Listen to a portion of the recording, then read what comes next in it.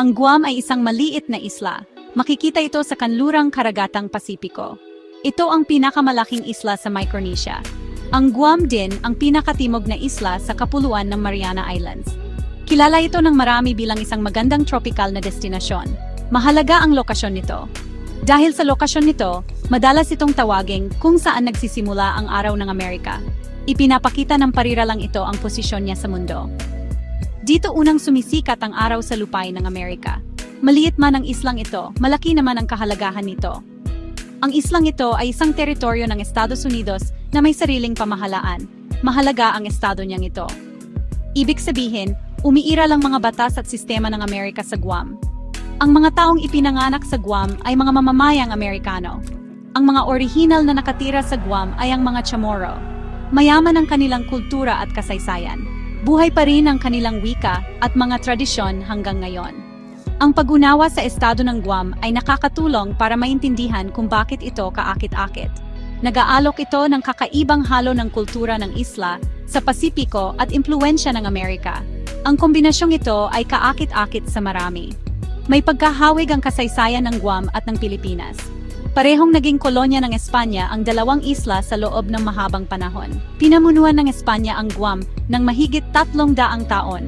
Tapos, noong 1878, 1898, naging teritoryo ng Amerika ang Guam pagkatapos ng digmaang Espanyol-Amerikano. Ito rin yung digmaan na nagpabago sa kapalaran ng Pilipinas. Noong ikalawang digmaang pandaigdig, sinakop ng Japan ang Guam sa loob ng ilang taon. Kinalaunan, pinalaya ng mga puwersang Amerikano ang isla. Ang mga pangyayaring ito sa kasaysayan ay nagbibigay ng lalim sa kwento ng Guam. Ang mga koneksyong ito, kahit minsan masakit, ay lumilikha ng hindi nasasabing ugnayan sa mga Pilipino. Bukod sa kasaysayan at politika, talagang maganda ang Guam.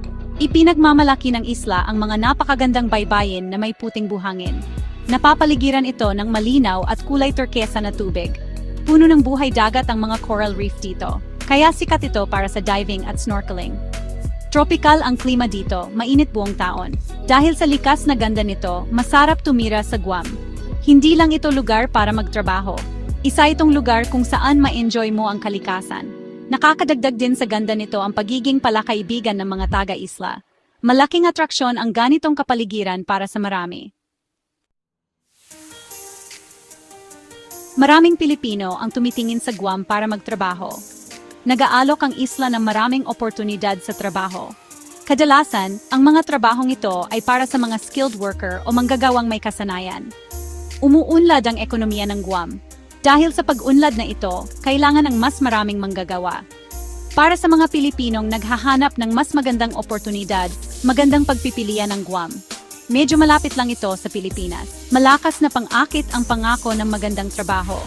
Kaya naman itinuturing ito ng marami na lupain ng oportunidad. Totoo dito ang pagkakataong makapagtayo ng mas magandang kinabukasan. Isang malaking dahilan kung bakit kaakit-akit ang Guam ay ang batas paggawa ng Amerika.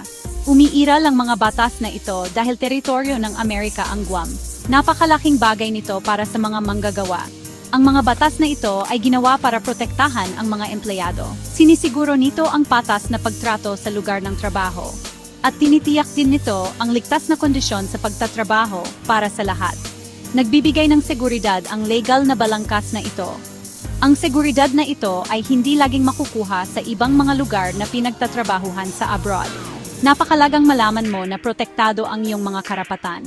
Malaki ang mga benepisyo sa ilalim ng batas paggawa ng Amerika.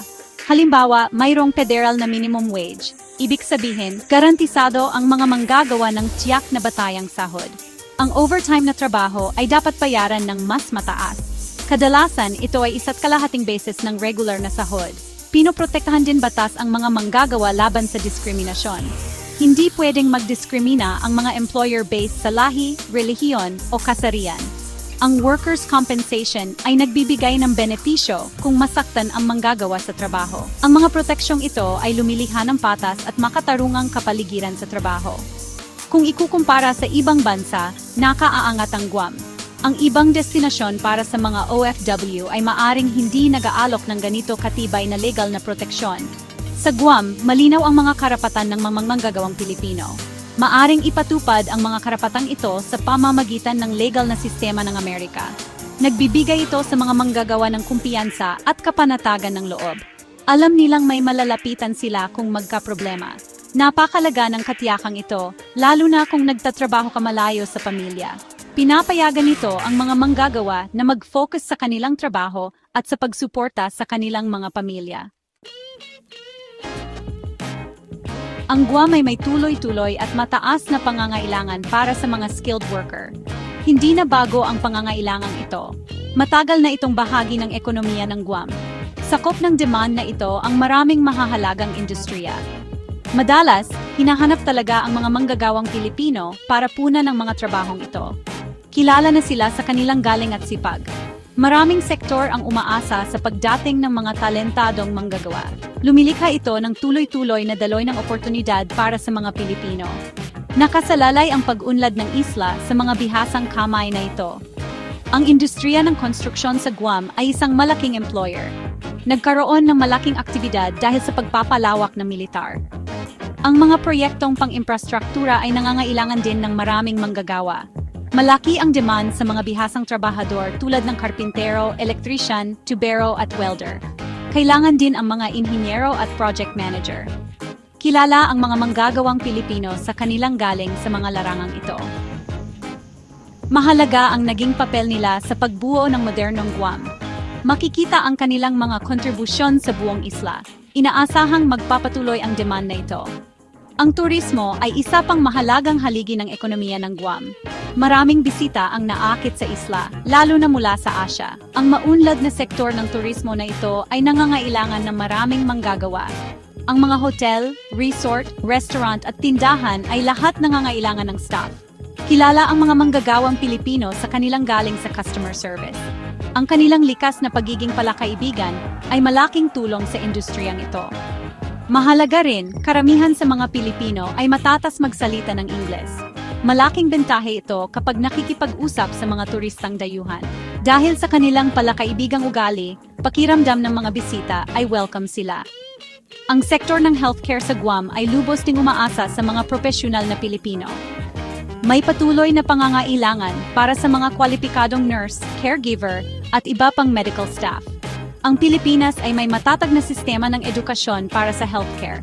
Nakakapag-produce ito ng maraming magagaling at maalagang healthcare worker. Ang mga Pilipinong nurse ay lalong pinapahalagahan dahil sa kanilang dedikasyon at maalagang pag-uugali. Pinupunan nila ang mahalagang papel sa mga ospital, klinika, at pasilidad para sa mga matatanda. Ang kanilang presensya ay nagsisiguro na nakatangtanggap ang komunidad ng dekalidad na pangangalagang pangkalusugan. Ipinapakita ng demand na ito ang tiwala sa kakayahan ng mga Pilipino. Isa sa mga pinaka-nakakagaan ng loob para sa mga Pilipino sa Guam ay ang malaking komunidad ng mga Pilipino. Isa ito sa pinakamalalaking grupong etniko sa isla. Ibig sabihin, hindi nalulungkot o naiwan ang mga bagong dating. Madali silang makakahanap ng kapwa Pilipino. Ang magkaparehong kultura at wika ay lumilikha agad ng pakiramdam na kabilang ka. Ginagawa nitong mas madali ang pag-a-adjust sa bagong lugar. Napakalaga ng pagkakaroon ng matibay na suporta mula sa komunidad.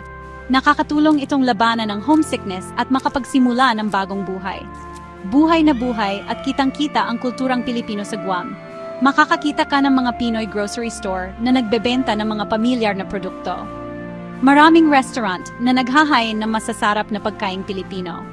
Ang mga simbahang Katoliko ay madalas may misa sa Tagalog o iba pang dialektong Pilipino. Nag-host ang mga organisasyon sa komunidad ng mga event at festival na nagdiriwang ng mga tradisyong Pilipino. Karaniwan nang maririnig ang Tagalog sa mga tindahan at pampublikong lugar. Dahil sa buhay na presensyang kultural na ito, parang pangalawang tahanan na rin ang Guam. Para itong maliit na piraso ng Pilipinas sa Pasipiko. Ang lapit ng Guam sa Pilipinas ay isa pang malaking bentahe. Ang biyahe sa eroplano mula Maynila papuntang Guam ay ilang oras lang. Mas maikli ito kumpara sa pagbiyahe papuntang Middle East, Europe o North America. Dahil sa lapit nito, mas madali at mas mura para sa mga manggagawa na bisitahin ang kanilang mga pamilya sa Pilipinas. Maari silang umuwi para sa mahahalagang okasyon o kung may emergency. Ang kakayahang mapanatili ang matibay na ugnayan sa pamilya ay napakahalaga sa kulturang Pilipino. Nakakabawas ito sa bigat ng pagiging isang overseas worker. Sa kabuuan, ang Guam ay nag-aalok na magandang package para sa mga Pilipinong skilled worker. Ang pagkakaroon ng gagandang trabaho ang pangunahing atraksyon. Ang proteksyong bigay ng Batas Paggawa ng Amerika ay nagbibigay ng seguridad at pagiging patas. Ang mataas na demand para sa galing ng Pilipino sa iba't ibang industriya ay nagsisiguro ng mga oportunidad. Bukod dito, ang matatag at palakaibigang komunidad ng mga Pilipino ay nagpapadali sa paninirahan doon.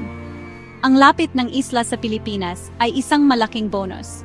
Lahat ng mga salik na ito, kapag pinagsama-sama, ay ginagawang tunay na kaakit-akit na destinasyon ang Guam. Tunay ngang isa itong bagong paraiso para sa maraming Pilipinong naghahanap ng mas magandang kinabukasan.